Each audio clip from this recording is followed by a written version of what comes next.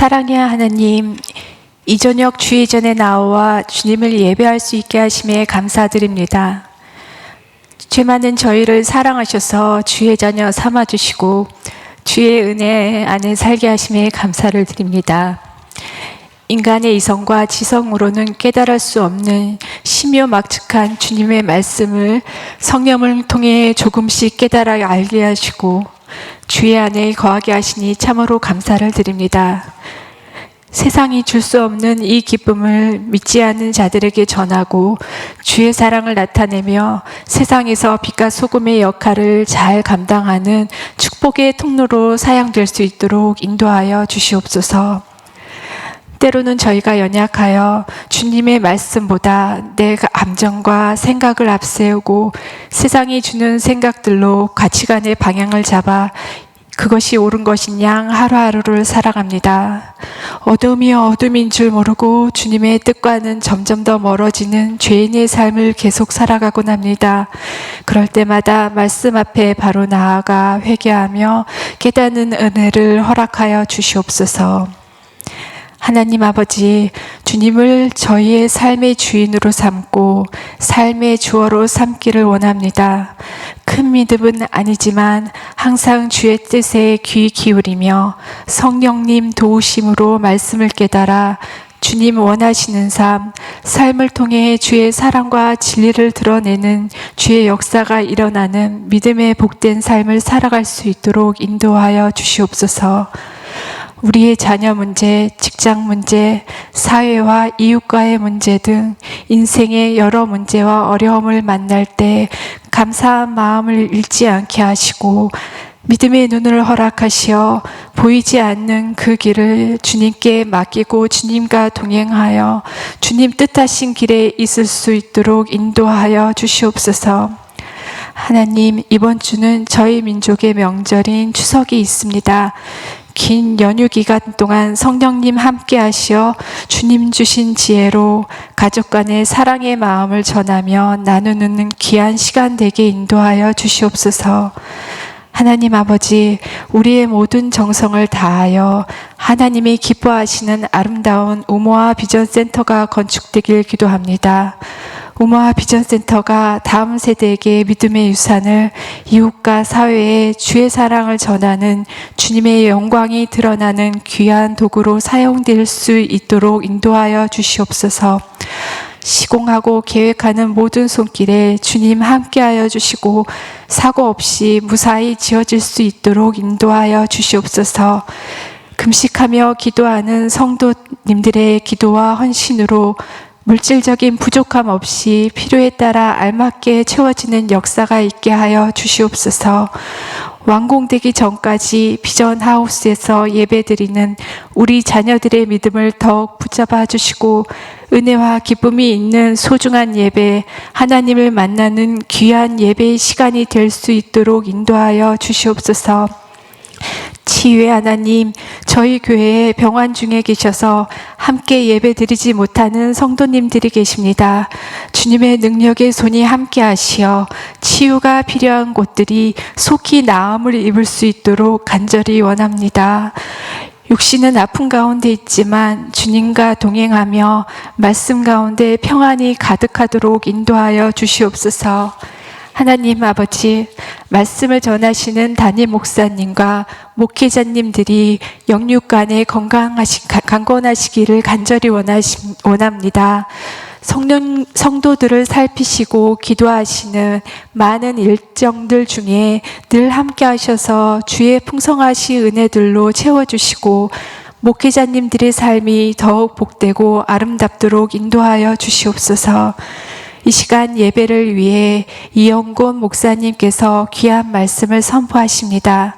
선포하는 말씀 위에 성령 하나님께서 함께 하셔서 죄인된 저희가 주의 말씀이 다시금 깨달아지는 역사가 있게 하여 주시옵고 주의 말씀이 저희의 골수를 쪼개어 주님 앞에 겸손히 모두 내려놓고 주의 말씀을 쫓아 살아가는 결단이 있는 귀한 시간이 될 수 있도록 인도하여 주시옵소서. 이 모든 말씀을 우리 목자 되신 예수 그리스도 이름으로 기도하며 이제 함께 주님께서 가르쳐 주신 기도를 드리옵나니 하늘에 계신 우리 아버지여, 이름이 거룩히 여김을 받으시오며 나라가 임하시오며 뜻이 하늘에서 이루어진 것 같이 땅에서도 이루어지리이다. 오늘 우리에게 일용할 양식을 주시옵고 우리가 우리에게 죄 지은 자를 사하여 준 것 같이 우리의 죄를 사하여 주시옵고 우리를 시험에 들게 하지 마옵시고 다만 악에서 구하시옵소서. 나라와 권세와 영광이 아버지께 영원히 있사옵나이다. 아멘.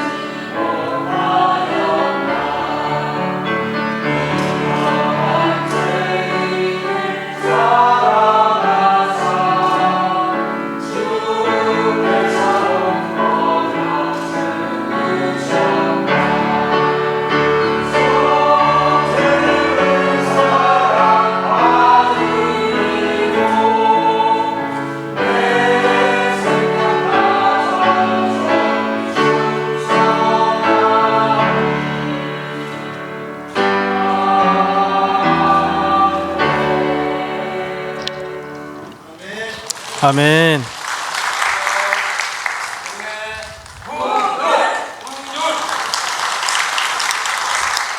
네, 너무나 힘있는 구호였던 것 같습니다. 혹시 들으셨는지 모르시겠는데 이게 파트가 있었습니다. 네, 소프라노 알토 파트로 이렇게 정성스럽게 준비하여서 찬양했습니다. 우리 오늘 함께 보실 살아있는 하나님의 계시의 말씀은 로마서 5장 1절에서 11절까지의 말씀입니다.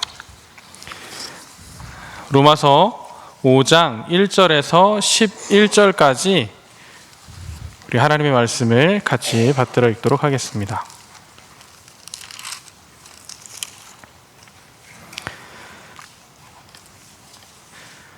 함께 읽겠습니다. 그러므로 우리가 믿음으로 의롭다 하심을 받았으니 우리 주 예수 그리스도로 말미암아 하나님과 화평을 누리자. 또한 그로 말미암아 우리가 믿음으로 서 있는 이 은혜에 들어감을 얻었으며 하나님의 영광을 바라고 즐거워하느니라. 다만 이뿐 아니라 우리가 환난 중에도 즐거워하나니 이는 환난은 인내를, 인내는 연단을, 연단은 소망을 이루는 줄 알미로다. 소망이 우리를 부끄럽게 하지 아니함은 우리에게 주신 성령으로 말미암아 하나님의 사랑이 우리 마음에 부은 바 됨이니 우리가 아직 연약할 때에 기약대로 그리스도께서 경건하지 않은 자를 위하여 죽으셨도다. 의인을 위하여 죽은 자가 쉽지 않고 선인을 위하여 용감히 죽는 자가 혹 있거니와 우리가 아직 죄인 되었을 때에 그리스도께서 우리를 위하여 죽으심으로 하나님께서 우리에 대한 자기의 사랑을 확증하셨느니라. 그러면 이제 우리가 그의 피로 말미암아 의롭다 하심을 받았으니 더욱 그로 말미암아 진노하심에서 구원을 받을 것이니 곧 우리가 원수 되었을 때에 그의 아들의 죽으심으로 말미암아 하나님과 화목하게 되었은즉 화목하게 된 자로서는 더욱 그의 살아나심으로 말미암아 구원을 받을 것이니라. 그뿐 아니라 이제 우리로 화목하게 하신 우리 주 예수 그리스도로 말미암아 하나님 안에서 또한 즐거워하느니라. 아멘. 이제 추석 명절을 앞두고 있어서 그런지 마음 가운데 좀 기대되는 마음도 있고요. 오늘 이번 주일이 왠지 좀 더 마음에 평안함이 있는 것 같기도 합니다. 그런데 오늘 하나님의 말씀을 통하여서 명절을 앞둔 사람의 그 평안함이 아니라 하나님께서 우리 가운데 주시는 그 평안함을 우리 함께 모두 누리실 수 있기를 바랍니다. 로마서는 크게 두 가지 구조로 나뉘어 있습니다. 1장에서 11장까지 교리적 부분이, 12장에서 16장까지 윤리적 부분이 나뉘어 있는데요. 먼저 하나님이 우리를 어떻게 사랑하셨는지에 대해서, 그리고 하나님과 우리가 어떤 관계를 이루어야 하는지에 대해서 먼저 이야기해 주고 있고, 이후에 하나님과의 관계에서 우리가 어떻게 세상에서도 성도로 살아갈지에 대해서 말해 주고 있습니다. 오늘 저와 여러분들이 말씀을 통하여서 하나님과 화평을 누리는 자의 삶에 대해서 살펴볼 텐데요. 먼저는 어떻게 우리가 하나님과 화평을 누리는 자가 되었는지에 대해서 살펴보고요. 다음으로는 화평을 누리는 우리가 어떻게 살아가야 될 것인지에 대해서, 먼저 하나님과의 관계에서, 다음으로 세상과의 관계에서를 살펴보려고 합니다. 하나님은 사람과의 관계를 회복하기를 원하셨습니다. 처음 아담을 창조하실 때 그러셨던 것처럼 여전히 사람과 함께 기뻐하시길 원하셨고, 여전히 사람들과 그 사랑을 나누시기를 원하셨습니다. 그런데 그 사랑의 관계를 사람이 깨어버리고 나서 하나님은 그 마음을 돌이키시지 않고 여전히 그 마음을 가지고 사람들을 변화시키시려고, 하나님의 그 사랑에 다시금 들어오게 하시려고 하셨습니다. 예수 그리스도를 통하여서 하나님께서 우리 같이 말씀해 보았던 것처럼 그 사랑을 다시 한번 우리에게 확증해 주셨습니다. 그래서 1절의 말씀과 같이 우리가 의롭다 하심을 받았고 예수 그리스도를 통해서 하나님과 화평을 누릴 수 있게 되었습니다. 그리고 이어지는 말씀에서처럼 환난 중에도 소망을 가질 수 있게 되어서 하나님의 사랑의 그 소망의 근거를 우리가 두고 살아갈 수 있게 되었습니다. 하나님의 사랑이 예수 그리스도께서 아직 우리가 연약할 때에 죽으심으로 우리를 다시금 변화시킬 수 있게 하셨고, 또 하나님의 그 사랑이 아직 우리가 연약할 때에, 죄인 되었을 때에, 하나님과 원수 되었을 때에 예수님의 그 십자가 사건이 일어날 수 있게 하셨습니다. 그런데 그 하나님의 그 구원의 사건, 사랑의 사건들을 보면 사람들이 사랑하는 그 모습과 좀 다른 모습을 우리가 살펴볼 수 있습니다. 사람은 누군가에게 그 대가를 바라고 무엇을 주곤 합니다. 또는 조건을 함께 걸고 다른 사람에게 어떤 걸 주곤 합니다. 그 계약 관계라고 하는 그 모습이 모든 그 사람들의 관계 속에서 많이 드러나는데, 이거는 부모 자녀 간에서도 그 비슷하게 나타납니다. 부모님들이 아이들에게 공부하라고 할 때 공부 열심히 해라, 공부 열심히 해야 좋은 대학 가고 좋은 직장 얻지라고 이야기하시는데, 그런데 항상 자주 보면 공부 열심히 해라 할 때 공부 열심히 안 하는 자녀들에게 이번에 공부 열심히 해서 몇 등 하면 네가 바라는 핸드폰 사줄게 얘기하고, 용돈 올려달라는 자녀에게 이번에 성적이 얼만큼 올라가면 내가 그 용돈 올려줄게, 이렇게 이야기를 종종 합니다. 아마 저도 많이 들었고 이 자리 가운데 계신 우리 성도님들도 많이 들었을 것 같은 이야기입니다. 뿐만 아니라 여러 곳에서 우리는 자녀들에게, 또 나와 함께하는 사람들에게 이렇게 하면 뭐뭐 해주지, 뭐뭐 해줄 테니 이렇게 해라 라고 하는 이야기를 종종 합니다. 그렇게 사람은 뭔가 대가를 바라고 일을 해주거나 대가를 먼저 요구하기도 합니다. 그런데 하나님의 방법은 이와는 조금 다릅니다. 하나님은 항상 먼저 주십니다. 먼저 주시고 나서 그에 맞게 하나님은 살아가라 이야기하십니다. 출애굽의 말씀을 보면 하나님께서 이스라엘 백성들에게 율법을 먼저 주시지 않았습니다. 율법을 주시고 나서 이 율법대로 잘 살아가면 내가 출애굽 시켜줄게, 율법대로 잘 살아가면 내가 노예로부터 해방시켜줄게 라고 이야기하지 않으시고, 하나님께서 모세를 먼저 보내시고 이미 그들에게 해방시키신 이후에, 광야로 애굽 땅에서 노예로 살던 이들을 광야로 불러내신 이후에 그리고 와서 율법을 주십니다. 근데 율법을 주신 이유가 내가 구원시켜줬으니, 해방시켜줬으니 이제부터 내 말 잘 들어가 아니라 이제 구원받은 자의 삶을 이제 살아가야 된다고 이야기하시면서, 노예로 살아갔던 삶이 아니라 자유자의 삶을 살아가라는 의미에서 어떻게 자유자의 삶이 이루어져야 될지를 율법을 통해서 이야기해 주십니다. 그래서 율법은 출애굽 이후에 나왔던 그 율법은 하나님께서 노예로부터 해방시키신 이스라엘을 속박하기 위해서 주신 법이 아니고요, 하나님께서 이스라엘 사람들에게 진정한 자유인으로 하나님 안에 묶여 살아갈 수 있는 진정한 자유인으로 살아갈 수 있게 해주신 법입니다.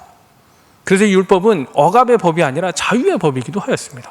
그런데 이런 하나님의 그 모습이 예수님의 사역 가운데서도 그대로 드러납니다. 예수님께서 하나님의 나라를 전파하실 때 그 자리 가운데 있는 사람들에게 하나님의 나라를 전파하시면서 이렇게 살아야 된다라고만 이야기하시는 것이 아니라, 예수님께서는 그 자리에서 먼저 구원을 베풀어 주셨습니다. 병든 자를 치료해 주셨고요, 귀신 들린 자를 치료해 주시면서 예수님께서 먼저 그 구원을 맛볼 수 있게 하셨습니다. 혈루병 걸린 여인 어땠습니까? 예수님께 와서 그냥 손 하나 딱 잡았는데, 예수님 옷자락 딱 한번 잡았는데 예수님이 병을 치료해 주셨습니다. 그리고 깨끗게 되었다고 이야기하시고 구원받았다고 이야기하십니다.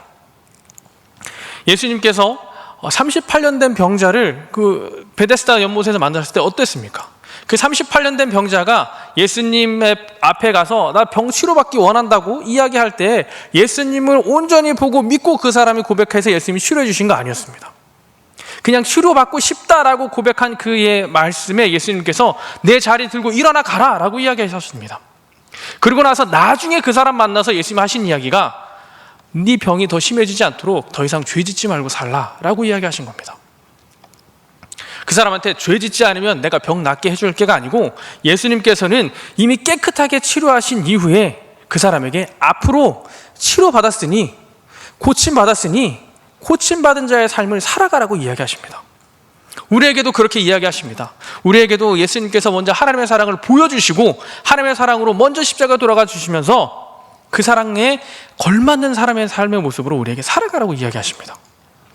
오늘 로마서에서 우리가 끝없이 반복해서 이야기하고 있는 그 말씀이 하나님께서 먼저 우리를 사랑하셨다는 이야기입니다.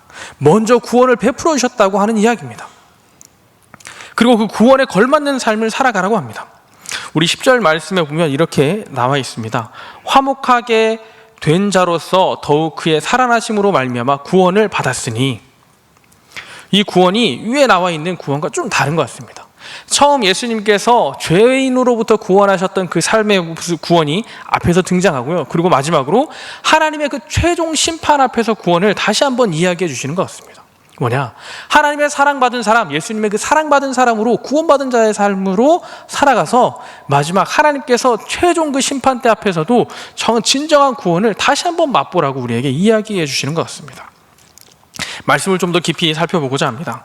1절에 화평을 누리는 자라고 이야기하는데, 이 화평을 누리는 자, 한글 성경에서는 화평을 누리자라고 이렇게 이야기해서 앞으로 청유형으로 이야기하는 것 같은데, 이걸 헬라어 원문 그대로 살펴보면 청유형이 아니라 이미 가지고 있는 것을 누리라라고 하는 그 의미로 말해주고 있습니다. 이미 화평을, 예수 그리스도의 그 십자가 사건으로 이미 우리가 화평을 받았으니 잊지 말고 받은 자로서 그걸 누려라 라고 지금 이야기해주고 있습니다.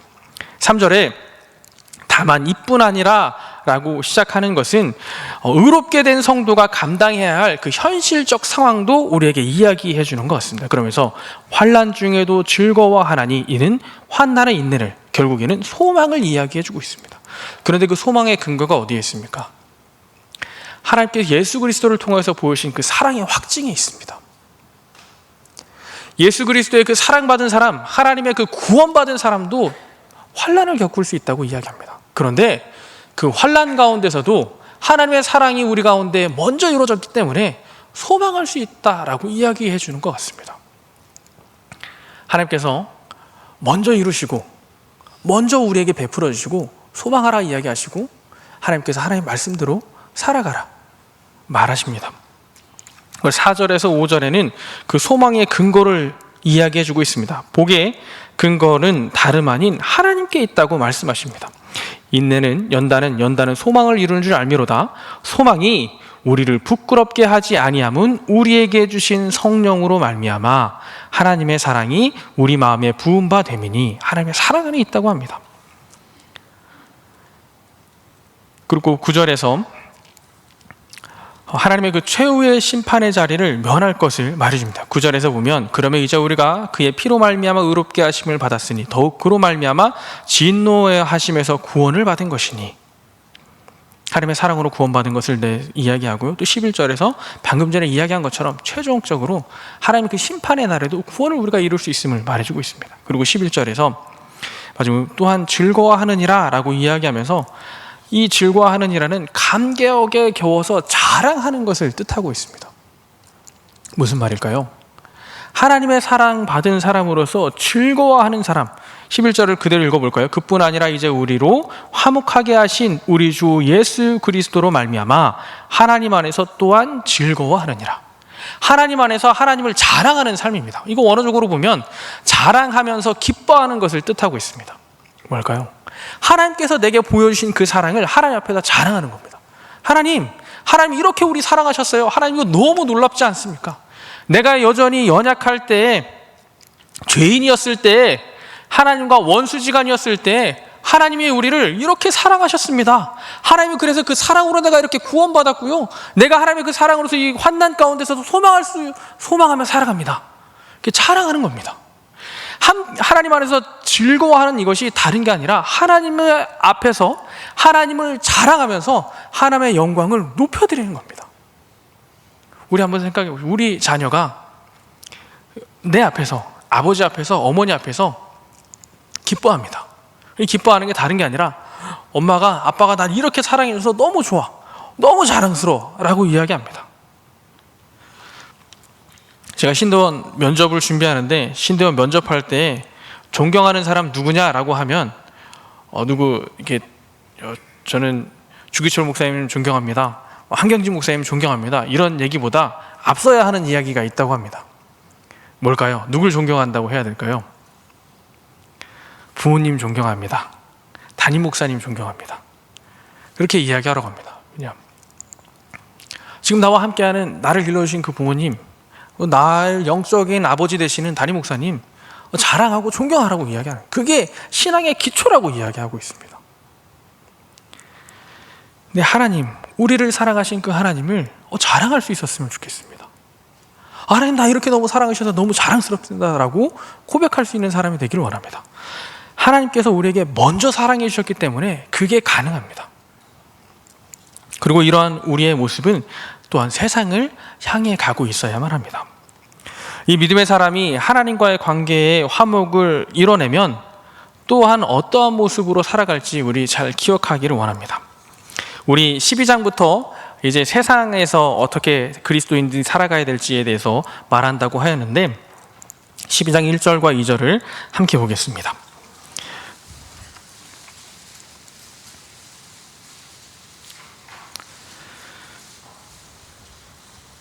우리 같이 보겠습니다. 그러므로 형제들아, 내가 하나님의 모든 자비하심으로 너희를 권하노니 너희 몸을 하나님이 기뻐하시는 거룩한 산 제물로 드리라. 이는 너희가 드릴 영적 예배니라. 너희는 이 세대를 본받지 말고 오직 마음을 새롭게 함으로 변화를 받아 하나님의 선하시고 기뻐하시고 온전하신 뜻이 무엇인지 분별하도록 하라. 뭐라고 말씀하시나요? 세상과 구별된 삶을 살아가라고 합니다. 어떻게요? 나를 영적인 예배로 산 제물로 드리면서 살아가라고 합니다. 나를 영적인 예배 산 제물로 드리는 그 삶이 어떤 삶일까요? 하나님의 말씀대로 살아가는 삶입니다. 하나님께서 나를 사랑하셨음을 고백하며 이제 하나님 앞에서 하나님의 사랑을 자랑했다면 이제 세상에서 하나님의 사랑을 자랑하며 살아가라고 이야기하고 계십니다.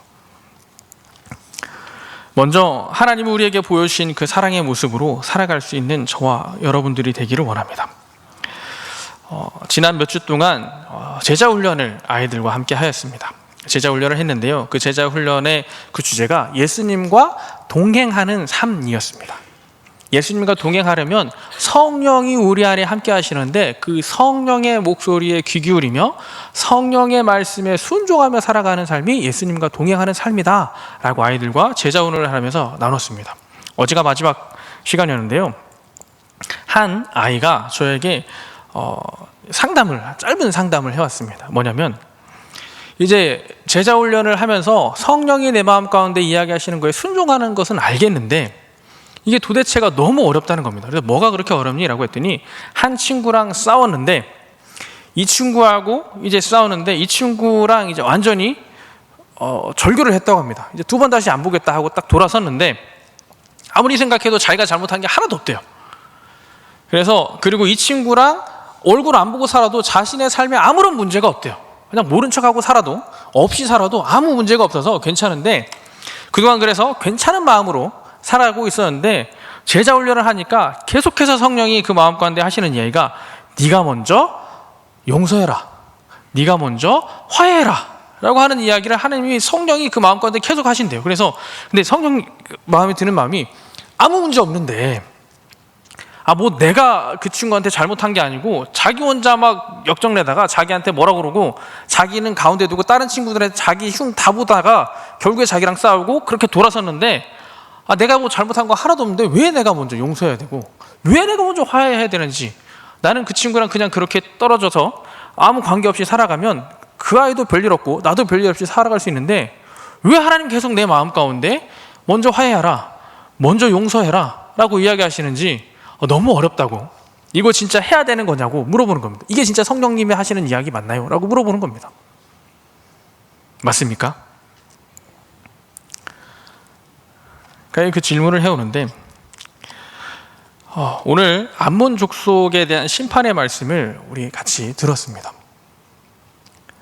암몬 족속이 망해가는 그 유다를 향해서 손뼉치고 발을 구르면서 기뻐했다고 하며 하나님이 그들을 향해서 죄 없다 말하지 않으시고 죄 있다 말하셨습니다. 암몬이 잘못해서 유다가 망한 거 아닙니다. 암몬이 유다에게 망하라 뭐 저주를 퍼부을 수도 있겠지만 가서 이렇게 막 노략질을 하고 뭐 여러 가지 계략을 꾸며서 유다가 망하게 된 게 아니라 유다 스스로 하나님 앞에 범죄해서 유다 스스로 그냥 꼬꾸라졌습니다.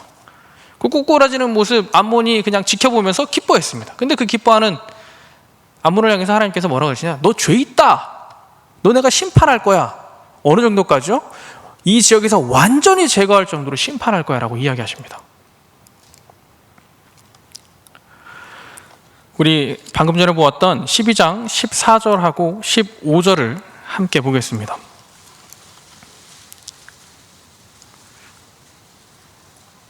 함께 읽겠습니다.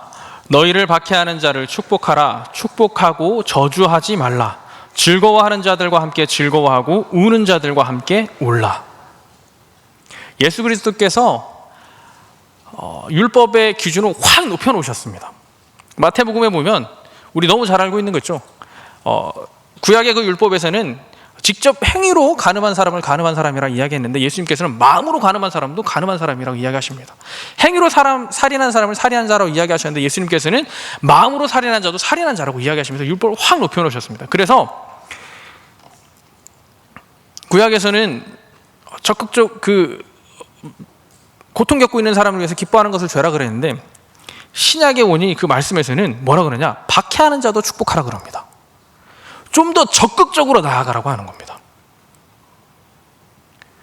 아파하는 사람, 쓰러져가는 사람, 심지어 내 원수일지라도 적극적으로 나아가라고 이야기합니다. 아침에 우리 말씀 가운데 들었던 것처럼 감사와 긍휼을 적극적으로 행하라고 말씀 가운데 우리에게 이야기해 주고 계십니다. 왜냐? 하나님께서 예수 그리스도를 통하여서 우리에게 그렇게 먼저 보여주셨기 때문입니다. 6절에 연약할 때, 아직 죄 가운데 있을 때, 경건하지 않은 자들에게 하나님께서 예수 그리스도를 통하여 나오셨습니다.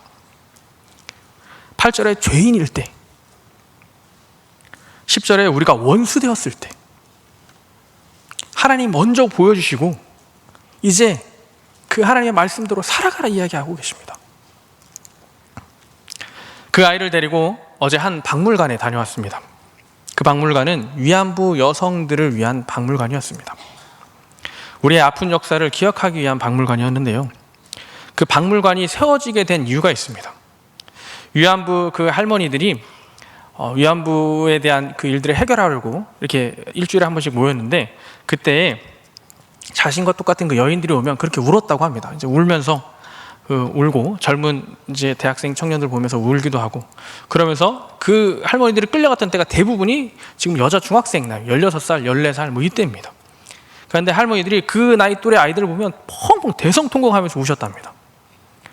너무 우시길래 처음에는 옛날 생각나서, 자기 옛날 생각나서 우시나 보다라고 생각을 했는데, 너무 우셔서 이제 30명이 넘는 할머니들인데 이제 그만 우시라고, 이제 나가야 되니까 그만 우시라고, 왜 이렇게 우시냐고 그랬는데, 그 30명의 할머니들이 한 번에 다 오신 게 아니라 이제 나눠가면서 2명씩 1명씩 이렇게 오셨는데, 그분들이 동일하게 따로따로 물어봤는데 거의 대부분 동일하게 하신 이야기가 뭐냐면, 이 아이들이 나처럼 똑같은 일을 겪을까 봐, 그분들은 살았던 시대랑 지금의 시대 너무 다른데, 그분들이 아이들을 보면서 이 아이들이 나처럼 이 똑같은 아픔을 겪을까 봐 두려워서 운다라고 이야기하셨답니다. 자신이 겪었던 고통이 얼마나 컸는지, 세상이 바뀌었는데도 그 아이들을 보고 걱정하는 눈물을 흘렸다고 합니다. 근데 그분들이 눈물을 흘리다가 돈을 모아왔습니다. 아시는 것처럼 그분들이 이렇게 경제적으로 여유로운 편이 아닙니다. 비닐하우스에 사시고 극빈층에서 정부 보조금 받아가며 살아가시는 분들인데, 그분들이 돈을 모아서 10만 원, 20만 원, 340만 원 모아왔다고 합니다. 나름의 전 재산을 모아가지고 온 거죠. 그 전 재산을 내어놓으면서 하시는 이야기가 뭐냐면, 이 아이들은 이 아픔을 겪지 않도록 우리의 아픔을 기억할 수 있는 공간을 만들어 달라고 그 돈을 가져왔다고 합니다. 그 돈이 처음 시작이 돼서 9년 동안 모금 활동을 해서 그 박물관이 세워졌습니다. 그런데 제가 이 박물관을 왜 소개하냐면, 그게 70년, 80년대 일이거든요. 그때 당시에 그 할머니들이 세상에 나왔을 때 뭐라 그랬는지 아십니까? 손가락질 했어요. 부끄러운 질 하려고 손가락질 했습니다. 우리의 정서상에 있는 그 기억이 뭐냐면, 부끄러운 일 숨기기 바쁩니다. 그거 왜 드러내냐? 왜 부끄럽게 이게 창피한 줄 알아라. 그게 손가락질 했다고 합니다. 우리의 기억 속에 뭐가 있나요? 젊은 그 소녀들을 어쩔 수 없이 조공으로 바쳐서, 그 수많은 젊은 처녀들이 조공으로 바쳤다가 돌아오는데 그 아이들을 향해서 우리 손가락질 환향녀라고 했던 게 우리의 역사였습니다. 마을에 들어오기 전에 차라리 자살해라 라고 했던 게 우리의 역사였습니다. 그게 우리의 정서였습니다. 숨기는 게 우리의 정서였어요.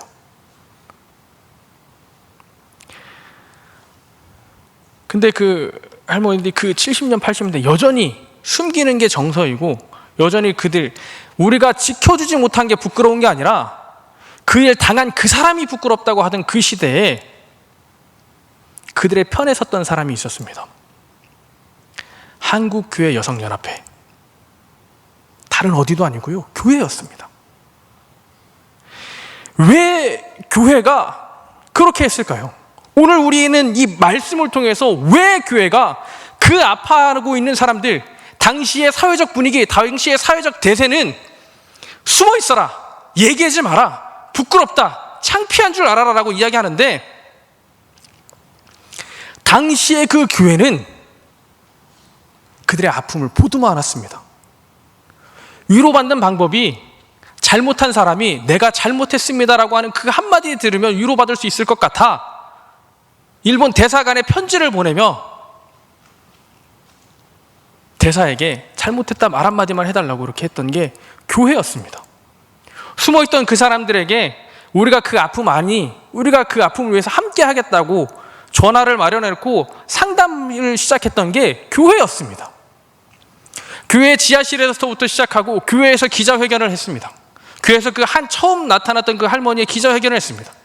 그 할머니 숨기려고 했는데 교회가 찾아가서 숨기지 마라. 그 아픔 우리가 잘못한 거다. 미안하다. 그러니 숨기지 마라. 드러내놓고 우리가 이제 잘못한 건 잘못한 거라.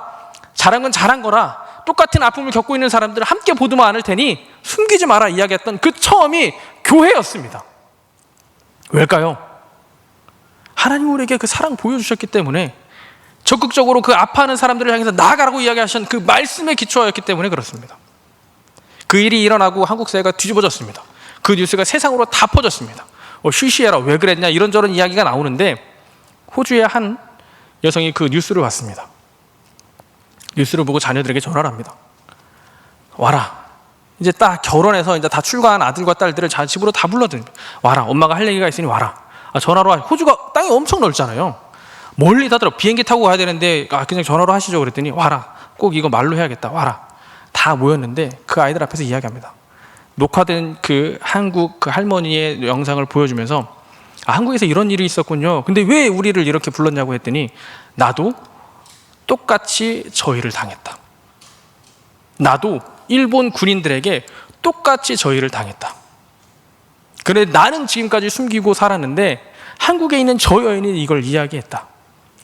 그런데 나도 이제 말하고 싶다. 그동안 아픈 거 나 혼자 소갈이 했는데 나도 이제 이야기하고 싶다라고 대신에 너희들 아들과 딸들이 동의를 해주면 말할게 라고 했다고 합니다.